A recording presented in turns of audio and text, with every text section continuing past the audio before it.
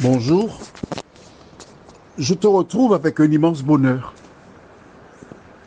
Je te rappelle que les éditions spéciales sont réalisées à partir de petites vidéos que je reçois de nombreux correspondants qui me les envoient. Donc toi qui entends, qui écoutes, si tu as une petite vidéo et tu voudrais qu'on échange sur ce thème, tu me l'envoies. Et tu auras tes réponses. Aujourd'hui, nous voyons le défenseur des petits. Une entreprise où il fallait donc nommer une personne à un poste à responsabilité, un homme et une femme. Et le responsable de l'entreprise a privilégié un homme au détriment d'une femme qui était plus compétente que l'homme. Par le passé, des hommes abusaient et reléguaient les femmes à un poste de seconde zone. Travail égal, salaire inégal. C'était une injustice. Oui, c'était une injustice. Travail égal, égal, salaire égal. Et cette femme qui a été évincée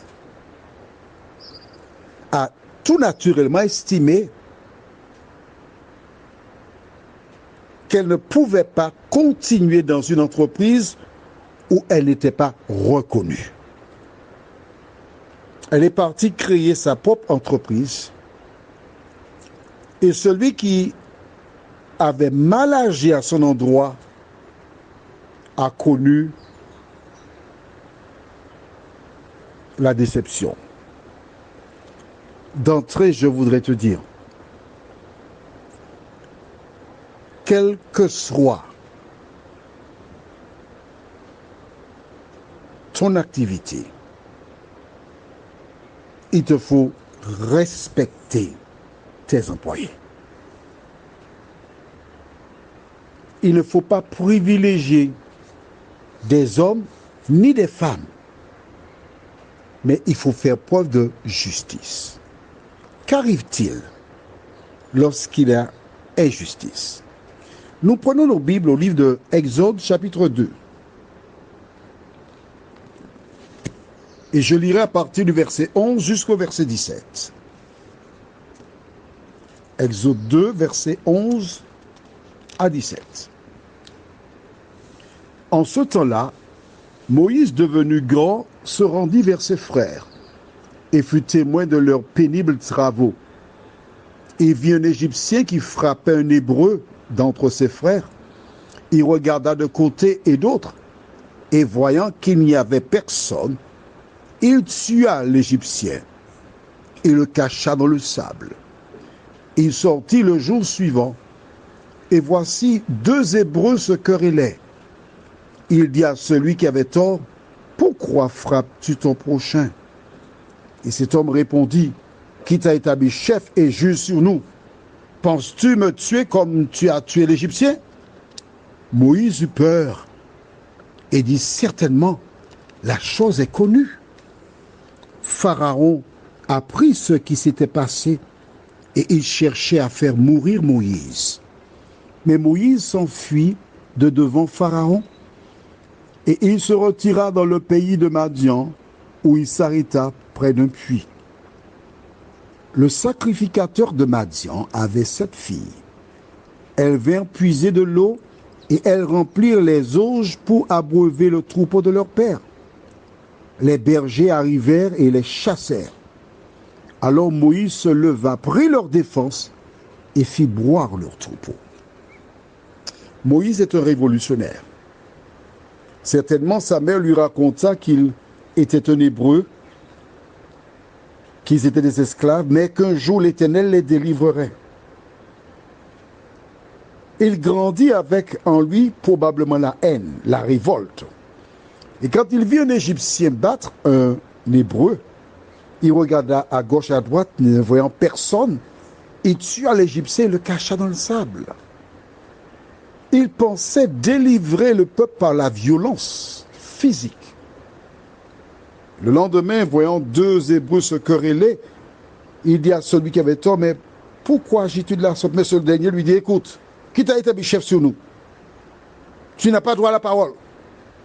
Et en entendant cela, Moïse partit se cacher dans le désert. Là-bas, voici cette fille, sœur de même père, qui sont en train de puiser de l'eau, et des hommes viennent les chasser et passer avant elles avec leurs troupeaux. Abuser, maltraiter ces femmes. Moïse se leva une fois de plus, il devait être fort, pour tenir tête à ces hommes, fit boire le troupeau. Ces femmes qui étaient habituées à être maltraitées trouvèrent un défenseur. À toutes les femmes qui sont maltraitées, je voudrais faire une proposition. Elle se trouve dans le livre de Philippiens chapitre 4. Philippiens chapitre 4, et nous lisons les versets 6 et 7. Ne vous inquiétez de rien, mais en toute chose, faites connaître vos besoins à Dieu par des prières et des supplications avec des actions de grâce. Et la paix de Dieu qui surpasse toute intelligence gardera vos cœurs et vos pensées en Jésus-Christ. Qui que tu sois, femme ou homme, maltraité, abusé, ne fais pas comme Moïse pour chercher par le biais de la révolte, la bagarre, justice.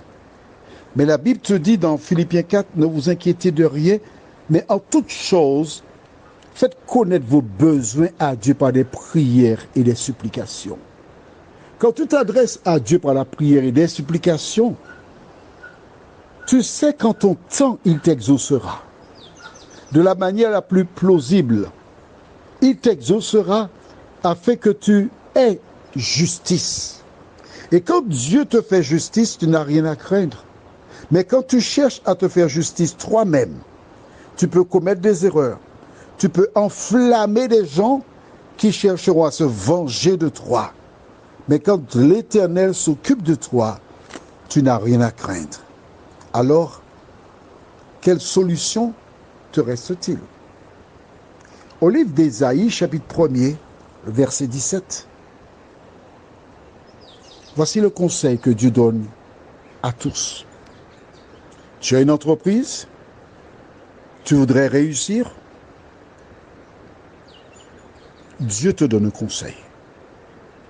Je lis donc Ésaïe 1, verset 17.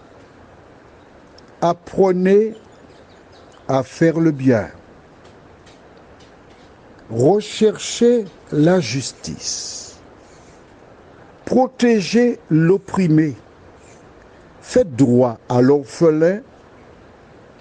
Défendez la veuve. Quand tu regardes les catégories qui sont mentionnées ici, nous voyons orphelin, veuve. Et je voudrais ajouter femme, personne en difficulté. Quel que soit le lieu où tu te trouves, quand tu vois une personne défavorisée, viens lui en aide.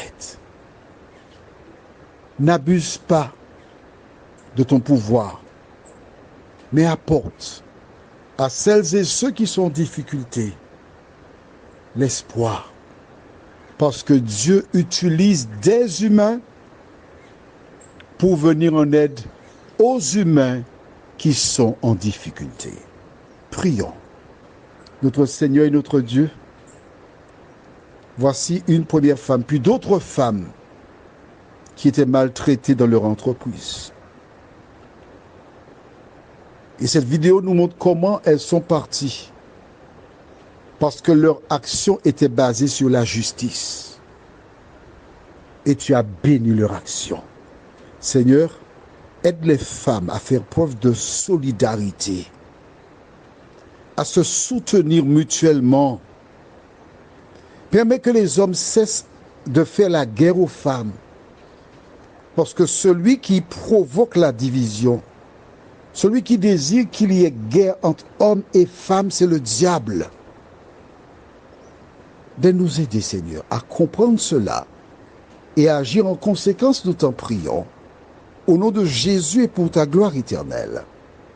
Amen. Je te souhaite une bonne journée et n'oublie pas, si tu n'es pas satisfaite du traitement que tu reçois, tu as des compétences, non pas tu penses, mais tu crois que tu peux voler de tes propres ailes. Entoure-toi de conseillers pour avoir un bon business plan. Et si effectivement tu peux voler de tes propres ailes, demande à Dieu son assistance.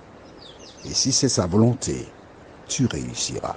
Je te souhaite une bonne journée sous le regard de Dieu.